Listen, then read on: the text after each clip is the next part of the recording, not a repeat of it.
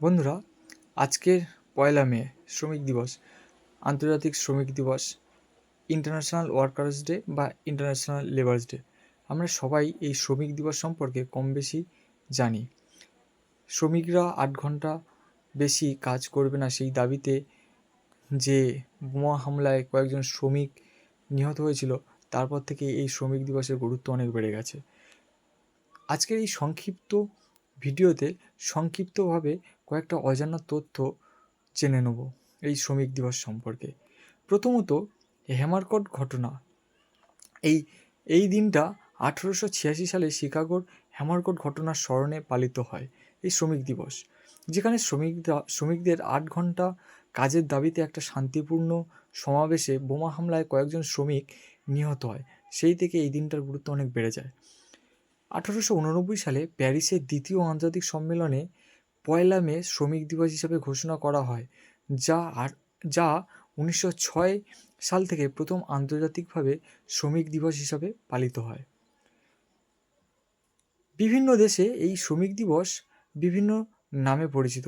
তার মধ্যে আমরা জানি আমাদের ইন্ডিয়াতে আন্তর্জাতিক শ্রমিক দিবস বা আন্তর্জাতিক শ্রম দিবস, এছাড়া international workers day, international labours day, এসব তো আমরা জানি।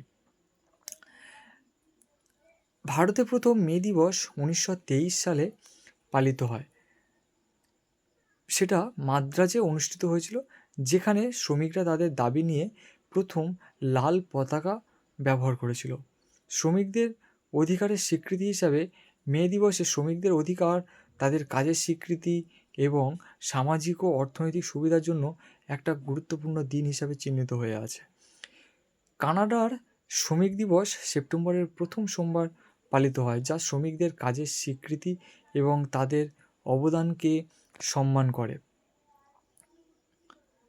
মার্কিন যুক্তরাষ্ট্রে শ্রমিক দিবস সেপ্টেম্বরে প্রথম সোমবার পালিত হয়। কানাডার মতো মার্কিন যুক্তরাষ্ট্রেও সেপ্টেম্বরের প্রথম সপ্তাহে শ্রমিক দিবস পালিত হয়, যা শ্রমিকদের সামাজিক ও অর্থনৈতিক সাফল্যের একটা উদযাপন দিবস হিসাবে চিহ্নিত হয়। মে দিবসের একটি প্রতীক হিসাবে লাল পতাকা, যা শ্রমিক আন্দোলনের প্রতীক এবং শ্রমিকদের অধিকারের প্রতি সমর্থন করে। মে দিবসে শ্রমিক শ্রেণীর রাজনৈতিক অধিকারের সাথে জড়িত এবং শ্রমিকদের অধিকারের জন্য একটা ঐতিহাসিক দিন হিসাবে চিহ্নিত হয়ে আছে।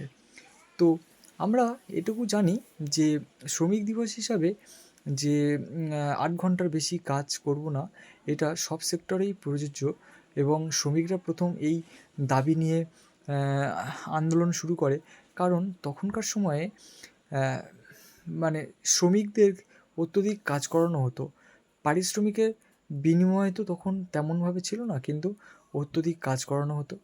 সেই অত্যধিক কাজ করানো বা তারও আগে যখন কৃতদাস ব্যবস্থা ছিল, সেই সময় থেকে আস্তে আস্তে এই আন্দোলনের ধীরে ধীরে বিদ্রোহ করার মানসিকতা আস্তে আস্তে শুরু হয় এবং তারপর থেকেই এই শ্রমিক আন্দোলন শুরু হয়ে তা আজকের দিনে এই ১লা মে হিসাবে একটা গুরুত্বপূর্ণ দিন হিসাবে চিহ্নিত হয়ে আছে।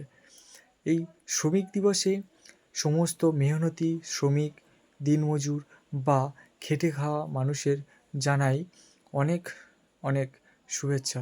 যাদের প্রাণহানিতে আজ এই শ্রমিক দিবস আমরা উদযাপন করতে পারি, তাদেরকেও অনেক অনেক অনেক অনেক শুভেচ্ছা এবং তাদের প্রতি সহমর্মিতা ও শ্রদ্ধা।